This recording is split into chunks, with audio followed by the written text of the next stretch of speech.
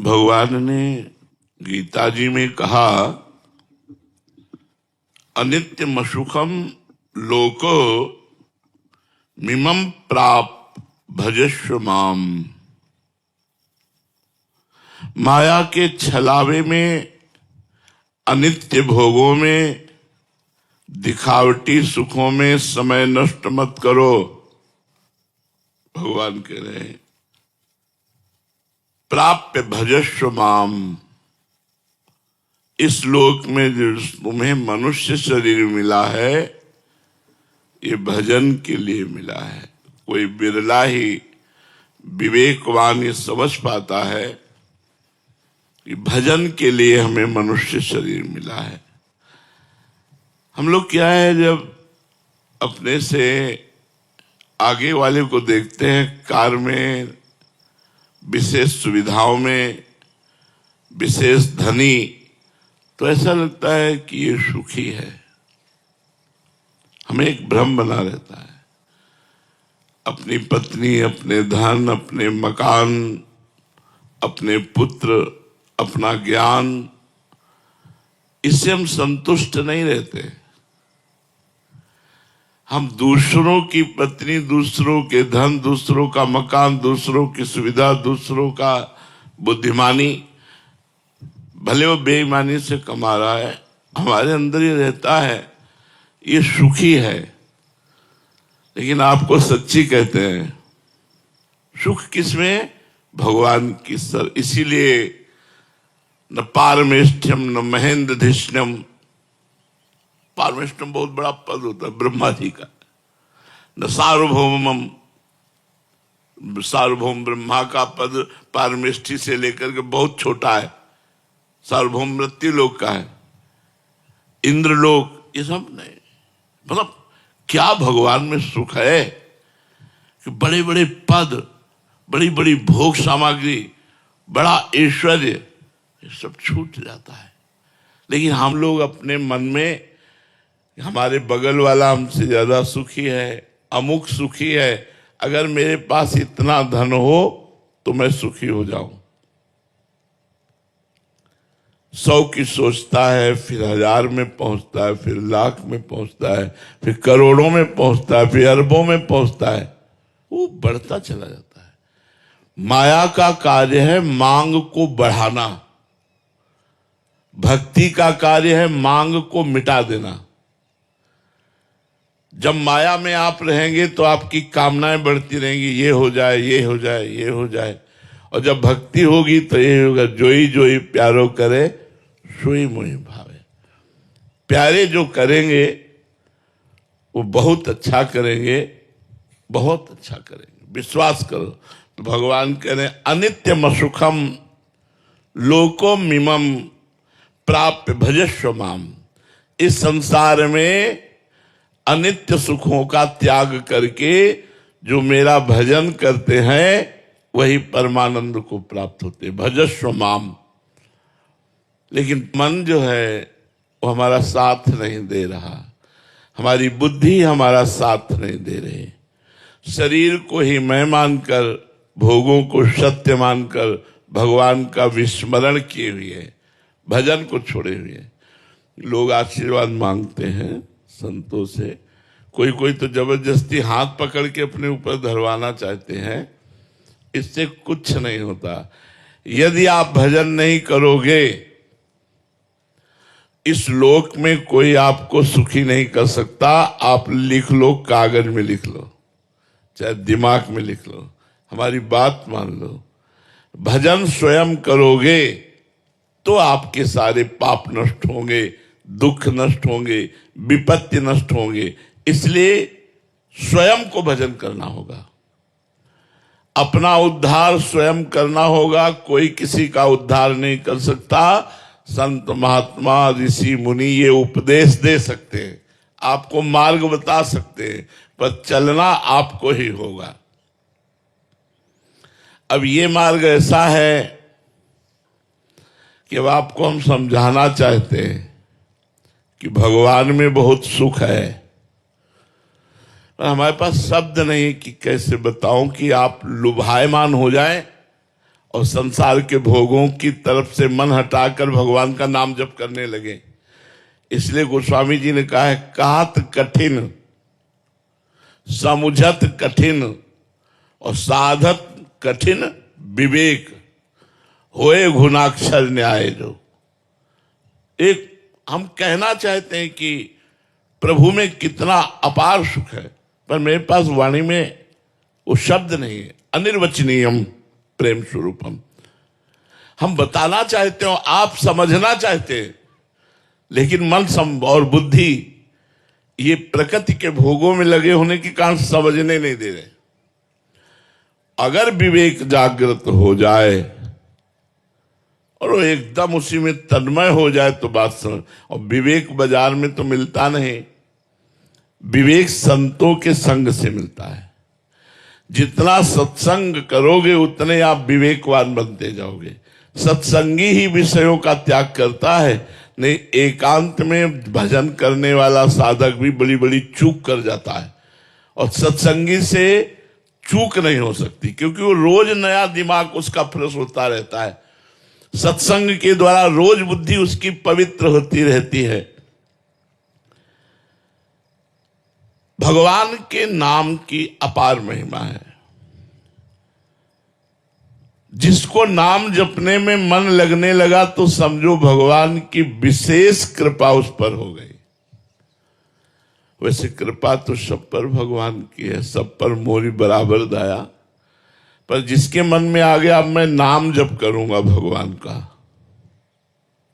उसके ऊपर विशेष कृपा हो गई। त्रिकालदर्शी तत्व दृष्टा ब्रह्मर्षि महर्षि इन सब ने यह अनुभव किया है कि नाम जप के समान कोई साधना नहीं है। जो नाम जप करते हैं इससे बढ़कर कोई साधना नहीं है। अच्छा, इसमें पवित्र अपवित्र देश काल नियम ये सब नहीं है। आप जैसे हो वैसे आप राधा राधा उच्चारण कर सकते हो, वैसे राम राम जप सकते हो, वैसे कृष्ण कृष्ण आप जप सकते हो। न देश काल नियमो न शौच निर्णय विद्यते कुत्र चिन्नैव राधा नामनि पुरे शुचौ। आप जहां बोले राधा तो आप पवित्र हो गए। जैसे गंगा स्नान करने से पवित्र हो जाते नाम, ऐसे नाम उच्चारण करने से भीतर और बाहर अपवित्रा पवित्रो वा सर्वावस्थांगतोपि वा यह स्मरेत पुंडरीकाक्षम सवायाभ्यांतरा शुचि। भीतर और बाहर से पवित्र हो गए। पवित्र का मतलब पाप नष्ट हो गए। पाप नष्ट होने का मतलब दुख विपत्ति संकट ये सब नष्ट हो जाएंगे। तुलसी अपने राम को रीज भजो या खींच, उल्टो सूधो जामी है खेत परे को बीज।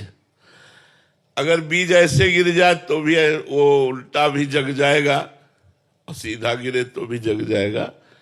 आप उल्टा सीधा जैसे भी बने भाव को भाव न खाल सहु, नाम जपत मंगल दिस दसहु। उल्टा जप रहे थे मरा मरा मरा मरा। एक जगह तो दृष्टांत ऐसा मिला कि जिसमें भगवान के शास्त्र नाम में कोई नाम नहीं था और उसे भगवत प्राप्ति हो गई। एक गांव का ग्वारिया, पहले ऐसा होता था जमींदारों की गाय चराते, जमींदारों की चाकरी करते थे, पर वो छोटे मोटे राजाओं जैसा उनका वैभव होता था। तो गांव में भागवत हुई। हम आपको नाम की महिमा बता रहे हैं। कुछ लोग उधर से निकले और ग्वारिया से कहा, रे जिंदगी बर्बाद होती जा रही है, भागवत सुनिया। एक दिन गांव में भागवत हो रही तो बोली हमारे गायें, तो किसी दयालु ने कहा 1 घंटा के लिए हम देख लेंगे, तुम 1 घंटा के लिए भागवत सुनियाओ। वो गया, सबसे पीछे बैठ गया। पढ़े लिखे तो कुछ था नहीं। पंडित जी ने कहा जो दीक्षा नहीं लेता उसका जीवन व्यर्थ चला जाता है, और नरकगामी होता है, ऐसे आचरण होते हैं। गुरु मंत्र और गुरु दीक्षा लेने से बचाव पक्ष पुष्ट होता है कि एक बार ही नाम मंत्र सही यमराज के रजिस्टर में जब लिख जाता तो भारी पड़ जाता है। और तो उसका मन लगा नहीं, उठा और चल दिया। शाम के भाग के आया और पंडित जी से कहा, पंडित जी आपने कहा था गुरु दीक्षा लिए बिना मनुष्य का जन्म व्यर्थ हो जाता है। तो उसकी हालत देखी, फटे पुराने कपड़े, वो अपने आप दिखाई देता है। और वो गरीब आदमी, गांव का ग्वारिया, कुछ देने लेने वाला चक्कर तो था नहीं। पंडित जी ने कहा कि कल ले लेना। फिर शाम के आया, कहा कल ले लेना। ऐसे 7 दिन भागवत के पूरे हो गए। 8वें दिन पंडित जी, अब रात्रि में खूब भागवत समाप्त हुई तो दही दूध रबड़ी, जब तो सुबह 4 बजे तड़के शौच जा रहे थे। पहले लेटरिन बाथरूम तो होते नहीं थे, तो बाहर शौच जा रहे थे। उसने सोचा यही अवसर है पंडित जी से मिलने का। दौड़ के गया और कहा, पंडित जी गुरु मंत्र दे दो। अरे बोले पागल है, बोले बिना गुरु मंत्र लिए हम ले जाएंगे। सोचा अब अच्छा, कोई भी सभ्य आदमी किसी के सामने शौच कैसे बैठ सकता है। और वो पीछे लग गया तो उनका धत गपो चंद कहीं का, धत गपो चंद। बोले अच्छा गुरुजी, और लौट गए। उसने समझा यही गुरु मंत्र है, गुरुजी ने दिया। अब जमींदार से कहा, आज से हम गुरु मंत्र ले लिए, अब भजन करेंगे, अब आपकी गाय नहीं चराएंगे, आप भोजन देना या ना देना। घर में नहा धो के बैठ गया, बोला धत गपोचंद, धत गपोचंद। देखो भगवान के नाम की महिमा। अब इसमें कोई नाम नहीं भगवान का, रोज नियम से जपना और रोज हृदय से प्रार्थना करना कि प्रभु मैं तो गंवार हूं, मैं नीच हूं, पाप भी हमसे बने, प्रभु हम पर कृपा करो। तो रुक्मिणी नाथ भगवान द्वारिकाधीश जी, रुक्मिणी जी से कहा आज एक भक्त के दर्शन करने जाएंगे, उसको आशीर्वाद देंगे।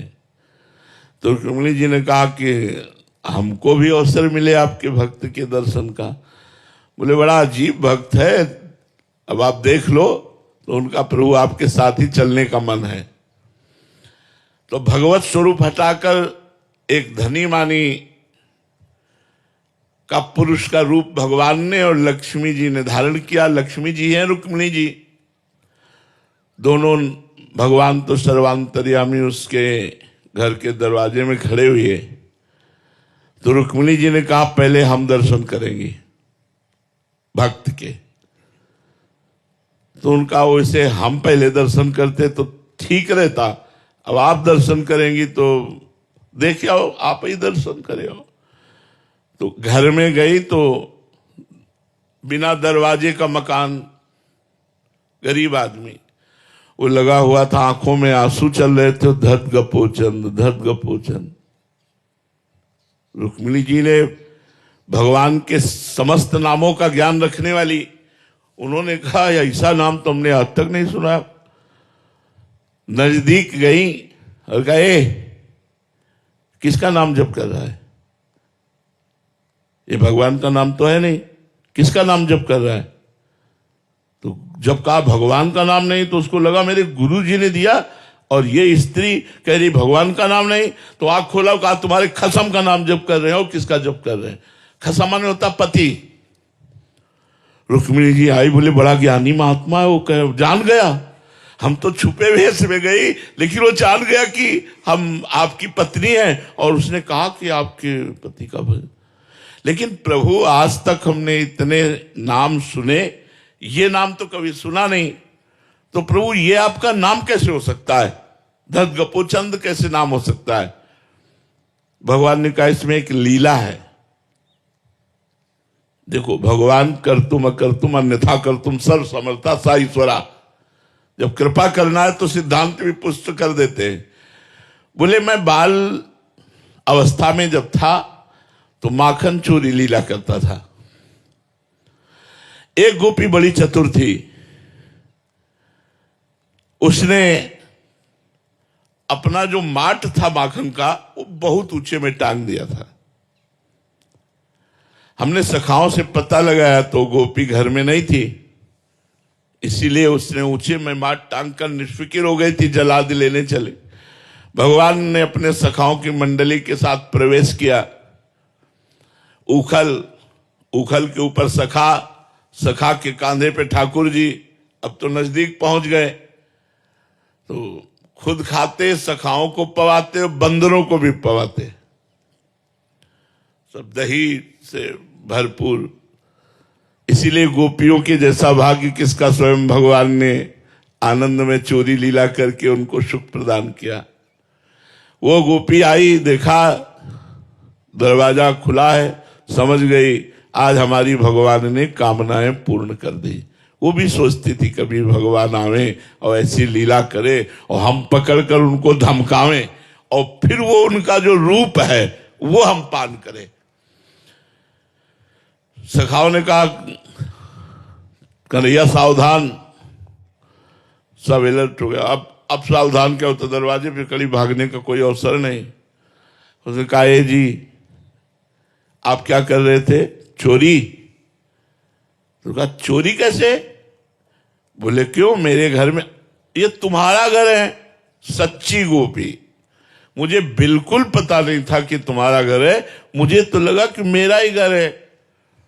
अच्छा चलो मान लिया तुम्हारा घर है, तो माखन इतना इतना हाथ में। बोले हमें लगा कि मैया आएगी, माखन की तरफ देखा तो उसमें कुछ चींटियां थी, तो चींटियां निकालने के लिए हमने सोचा सखाओं के साथ चींटियां निकाल देते, फिर मैया आएगी आराम से पवाएगी। तो उनका महाराज चींटी अंगुली से निकलती, इतने इतने हाथ सने हुए, तो बोले जब चींटी के ऊपर ऐसे अंगुली रखते तो नीचे चली जाती, तो उसको ऐसे ऐसे करके, बड़े चतुर हो, तो मुंह में तुम्हारे क्यों लगा हुआ है? बोले एक मक्खी थी बहुत परेशान कर रही थी, बार बार मुंह में आती थी, तो भी हमने ऐसे कर लिया तो पूरा मुंह में लग गया, तो उसका दर्द गपोचर।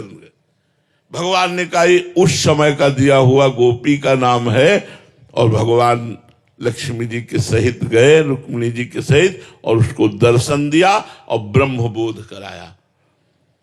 यदि हम गुरुदेव भगवान से मंत्र नाम दीक्षा लेकर जो भी वो नाम दे दें और हम नियम पूर्वक जपे, तो कहते हैं निश्चित भगवान की प्राप्ति। नाम में मरा मरा लटा तो ब्रह्म ऋषि हो गए, उल्टा नाम जपत जग जाना। तो तुलसी अपने राम को रीज भजो या खीज, उल्टो सीधो जामी है, खेत परे को बीज। देखो उल्टो सीधो कोई नाम थोड़ी शास्त्र नाम में, लेकिन भगवत प्राप्ति हो गई। स्मर्तव्यम, स्मरण करो नाम का। श्रोतव्यम, कानों से सुनो। पठितव्यम, नाम की महिमा को पढ़ो। कीर्तितव्यम, नाम का कीर्तन करो। श्रद्धा युक्त होकर के यदि कर लिया तो सारे पापों का नाश होकर इसी जन्म में भगवत प्राप्ति हो जाएगी। नाम का चमत्कार तुम्हें बताए, काशी में जब घाटों पे रहते थे तो नाम ने ही ये भावना पैदा कर दी कि आज महादेव जी मिलेंगे। फिर दिन निकल जाता, आज महादेव जी मिलेंगे। फिर दिन निकल जाता, आज महादेव जी। रोज भावना दृढ़ होती गई और एक दिन नाम ने कृपा कर दी। नाम की बहुत कृपा, चाहे जिस संप्रदाय का हो, चाहे वो स्त्री पुरुष गृहस्थ विरक्त कोई भी हो, यदि नाम जप करे तो सारे दुखों का नाश हो जाए। नाम में प्रीति नहीं तो और साधनों में इतना दम नहीं। नाम जप करने वाला स्वयं कृतार्थ हो जाता है, औरों को कृतार्थ कर देता है। नाम जप में इतनी सामर्थ्य है कि वो भगवान को खींचता है। जैसे कृष्ण नाम जीव को खींचता है और भगवान को भी खींचता है। आप नाम जप कर रहे हैं जितना, उतने भगवान आपकी तरफ दृष्टि कर रहे हैं, आकर्षित हो रहे हैं, कृपा कर रहे हैं। आकृष्टा कृत चेतसाम सुमहता मुच्चाटनम चांगहसा मा चांडाल ममूक लोक सुलभो वश्यम च मुक्ति स्त्रिया। नो दीक्षाम न च दक्षिणाम न च पुरश्चर्या मनागीक्षते मंत्रोयम रसना स्पृशेव फलति। श्री राधा नामात्मका। यदि आप राधा राधा उच्चारण करते हैं परंतु आपने दीक्षा नहीं ली तो यही दीक्षा हो गई। जो सुन रहे हो ना कि राधा राधा जपो, ये दीक्षा हो गई। तो कह रहे हैं आकृष्टाकृत चेतसाम, आपके चित्त को जो विषय आकर्षण कर रहे हैं वो नहीं कर पाएंगे और प्रभु की तरफ आकर्षित हो जाएगा आपका चित्त। आप चाहे चांडालवत आचरण करने वाले हो, मां चांडाल ममुक, बिल्कुल नीच आचरण करने वाले हो और राधा राधा राधा नाम जप कर रहे हैं, वो आपके चित्त को आकृष्ट करके भगवान के चरणों में पहुंचा देगा। वश्यम च मुक्ति स्त्रिया, मुक्ति उसके वश में ऐसे हो जाएगी जैसे पतिव्रता पत्नी अपने पति में आसक्त हो जाती है। मतलब मुक्ति उसके पीछे डूलेगी जो नाम जप कर रहा है, लेकिन निरंतर। नो दीक्षाम, मत दीक्षा लो, न च दक्षिणाम, कोई दान मत करो, दक्षिणा मत दो, न च पुरश्चर्याम, इसका कोई पुरस्चरण भी नहीं कि इतने लाख का हम अनुष्ठान लेते हैं। बस रसना स्पर्शेव, तुम्हारी जिह्वा से स्पर्श होना चाहिए। राधा राधा राधा राधा, राम राम राम राम, कृष्ण कृष्ण कृष्ण, साम सदाशिव साम, परम मंगल हो जाएगा। इसलिए सबसे प्रार्थना है चलते फिरते उठते बैठते नाम जप कीजिए और कुछ समय एकांत में बैठकर नाम जप कीजिए।